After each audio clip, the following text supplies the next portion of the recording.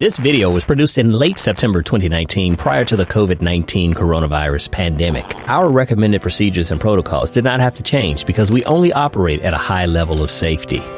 We added an important 2020 update. At the end of this video, we will repost the March 14, 2020 memorandum concerning the U.S. Department of Labor's OSHA temporary enforcement guidance for the enforcing of the Respiratory Protection Standard 29 CFR 1910.134 with regard to supply shortages of N95 filtering face piece respirators due to the COVID-19 outbreak, copied directly from the OSHA website.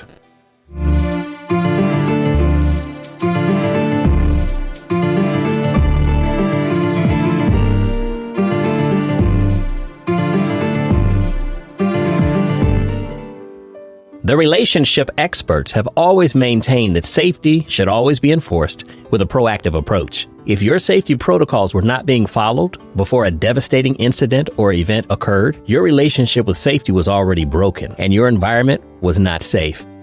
Admit that and do better. There is respirator mask safety information in this video that you may need. Please watch the entire video. The information in this video is the safety relationship experts' interpretation of the regulatory compliance guidelines for safe respirator usage. Be sure that your company's respiratory protection program is in writing and covers your procedures for necessary medical evaluations, pulmonary function testing, respirator inventory, maintenance and disposal, employee education and training, and other details. During this video, some of the comments will be very harsh because our only concern is worker safety. No excuses, no compromises. We are the safety relationship experts, and you are tuned into another boring safety video series, Respirator Basics. This subject is very simple, but some employees, facilities, and employers attempt to complicate it and often misrepresent the facts. Here are the plain facts. If you have any job where wearing a tight-fitting respirator mask is part of that job, you must pass a respirator fit test every year for each style, size, and model number of the respirator mask you would possibly wear during the year. This includes tight-fitting half-face, full-face, dust mask, N95 mask, SCBA, and any other tight-fitting respirator masks. The rule applies to pretty much every job industry. And no, religious beliefs do not exempt anyone from this rule. The rule does not, however, apply to loose-fitting respirators like some PAPR types. And we will not be commenting on any masks made of cloth or general face covering. There are many different respirator mask types, brands, and styles. We will focus on full and half-face elastomeric masks, which are the rubber-like ones, and half-face filtering face piece masks. An employee cannot wear a respirator as a mandatory part of a job duty unless the employee has passed a respirator fit test, and that fit test is required annually. No one is allowed to participate in a respirator fit test if the hair on the face is in any way between the seal of any respirator mask and the skin. And no,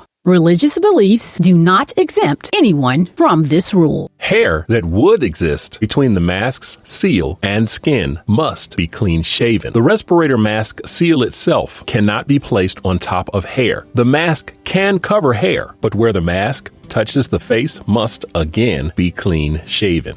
This also refers to hair that may break the seal of the forehead portion of a full-face respirator mask. If an occupational health testing provider allows anyone to pass a respirator fit test with the employee's facial hair present between the mask's seal and the skin, that testing provider is endangering your employees and your business. If an employer only enforces the respirator mask shaving protocol on respirator fit testing day and not during normal days when the employee could possibly wear a mask, that employer is endangering the employee and the business. An organization is possibly causing harm if that organization instructs or advises the use of makeshift respirator masks or employee use of respirator masks that have not been properly tested, or encourages the issuing of masks to employees that have not been trained or fit tested with that particular mask, style, size, and model number. Proper respirator fit testing and training combined takes less than 5 minutes after the initial 5-minute mask comfort assessment. What is a tight-fitting respirator mask? Any respirator that requires a tight face and or neck seal in order to function at full capacity.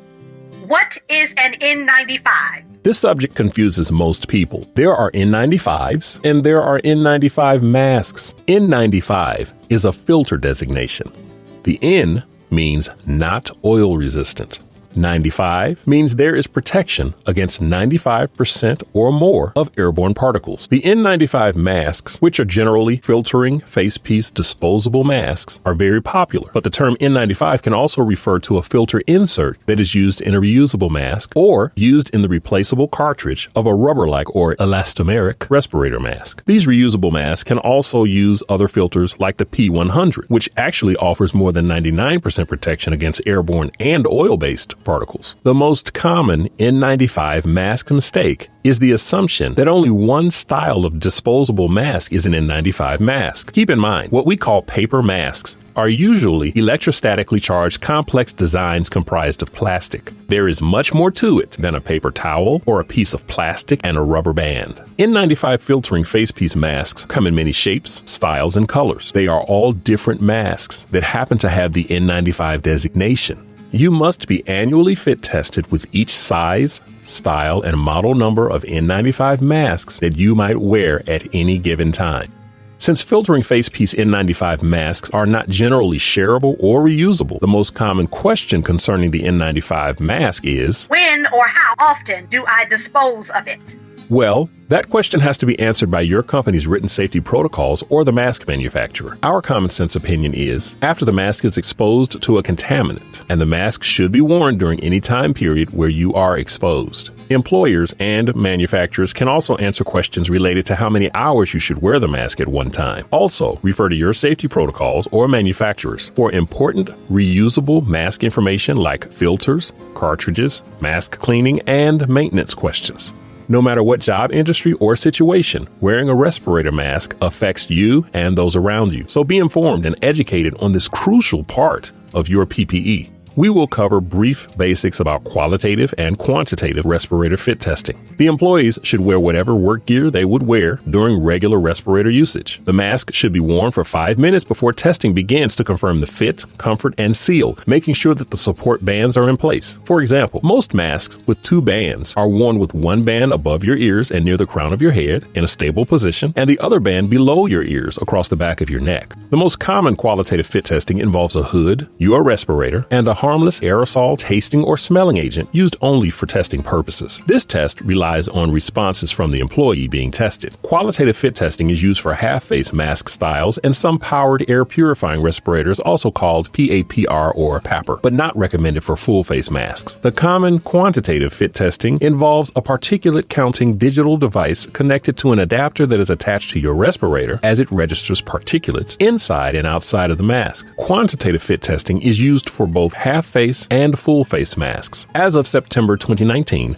both fit testing methods utilize 2.5-minute testing exercise procedures. Full and half-face elastomeric mask, rubber-like mask. 50 seconds bending over, 30 seconds jogging in place, 30 seconds head side to side, 30 seconds head up and down. Filtering facepiece masks, like the paper types. 50 seconds bending over, 30 seconds talking, 30 seconds head side to side, 30 seconds head up and down. Okay, those are the respirator safety basics. Now you can view the memorandum we mentioned. Thanks for watching.